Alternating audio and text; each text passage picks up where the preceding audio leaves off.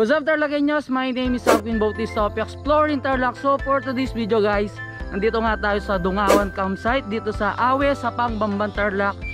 So kung gusto nyo pumunta dito guys, pinaka landmark nyo yung kantong pa Sitio Mainang kung papunta kayo ng Plantationville, Amore Resort or yung Mt.Awe House guys. So simula dun sa mismong Bamban Bridge, nasa 25 minutes yung magiging biyahe nyo papunta dito. So pwede nyo naman siyang i-search sa Google Map, madaling-madali lang naman siyang puntahan. Pero payo ko sa inyo guys, lalong-lalo na sa mga nagmumotor is medyo delikado yung daan. Medyo rough road talaga kasi siya. Kanina madilim pa nung pumunta ako dito kasi hinahabol ko yung sunrise. So kaso lang medyo maulap yung panahon. Yun, nandito na tayo sa Dungawan campsite.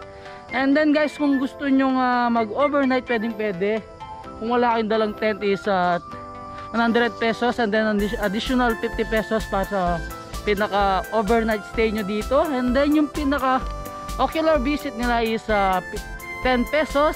Kubo nila guys kung mag-overnight kayo. Gusto nyo gamitin is 500 pesos. Kung foods naman yung iniintindi nyo guys, may available din naman silang foods dito. So eto siya, Kubo overnight 500 for 6 packs, day 300 for 10 packs.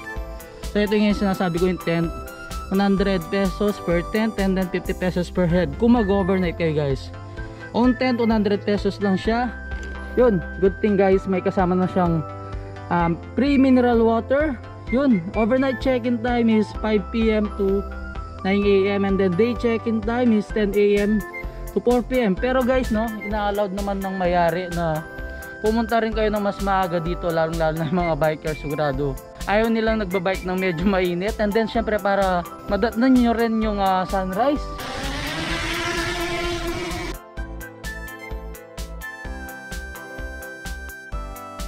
Yun no Tarlaceños, nag-offer din naman sila ng breakfast dito at saka iba-ibang food. So ito sila, yan, may available silang long silog at silog. O silog, boiled egg special, palabok, buko salad, fries overload, kimchi, kimbap, goto, fried siomai, steamed siomai, and then yung siopaw.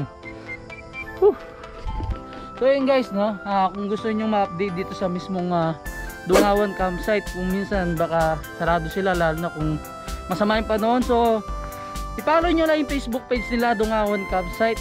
Yun, may mga campers tayong nandito guys. So later interview natin sila kung ano ba yung pinaka-experience nila dito sa Dungawan campsite. So ito yung mga kubo nila guys ha. Yun. So pwede kayong yan magtayo ng mga tent. So I think kaya naman yung kahit 15 tents dito. Tanungin natin yung mga nag-camping dito kung ano ba yung experience nila. So ma'am, kamusta naman po yung pag-camping nyo dito sa Dungawan campsite? Okay naman po kuya. Maganda po yung view, nakakawala ng stress. Yung klima ma'am? Malamig po siya kapag gabi, tsaka pag umaga din.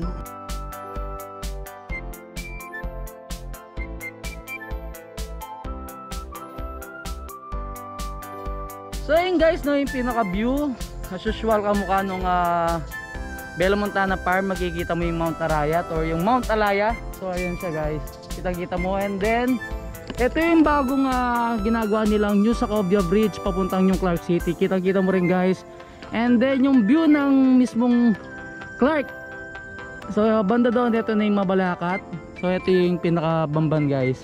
And then sa pinakalikod nito, makikita mo na dito yung pinaka Dapdap Resettlement. And then sa may side na ito guys, andito yung mismong Batyawan, Sipatan, tsaka yung Tanawan guys, kung alam nyo.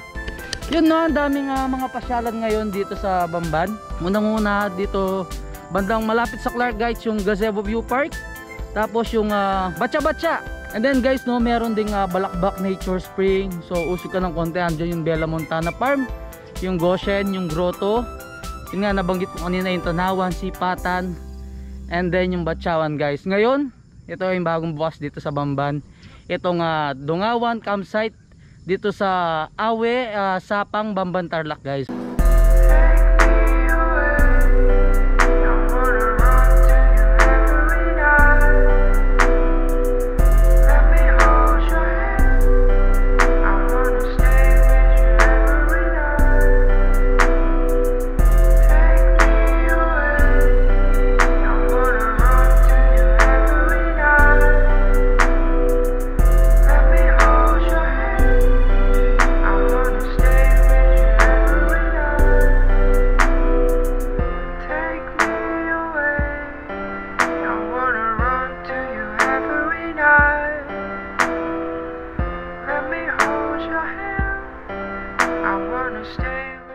guys, no, sabi ko nga kanina, mas masarap pumunta dito yung maaga para madatnan nyo yung pinaka sunrise, and then sigurado kagapon maganda rin yung view dito.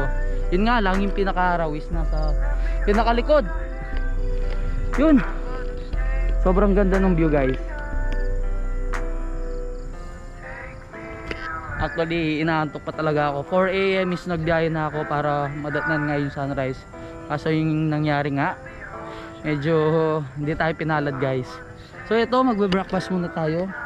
Kanina pinalipad natin si Mini 2. So next time sana makapag camping tayo dito. So yun guys, no, kain muna tayo. Medyo nagmamadali lang din ako kasi may work pa ako. So dinaanan ko lang siya ng maaga para may pakita sa inyo guys yung ganda ng Dungawan campsite.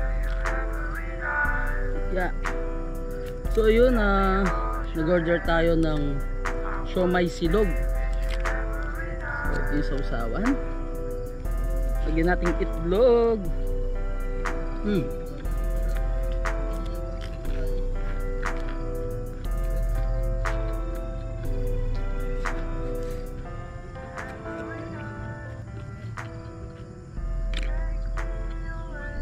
Silog plus coffee, tapos ganito aganda yung makikita mo guys. Perfect.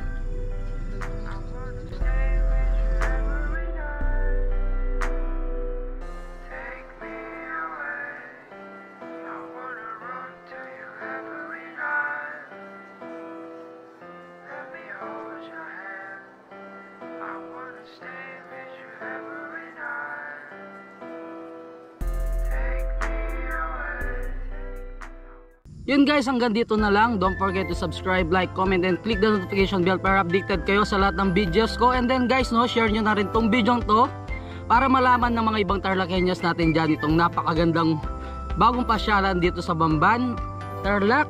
So ito yung Dungawan campsite.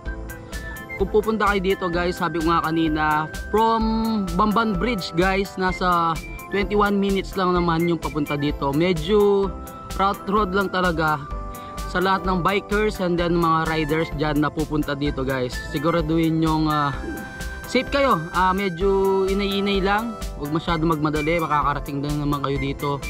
Mahirap siyang puntahan dahil nga doon sa mismong daan, pero pagdating nyo dito guys, napaka worth it naman ng pinaka place, napakaganda, and then syempre napakalamig ng klima, lalong lalo na guys pag umaga and then hapon pupunta kayo dito.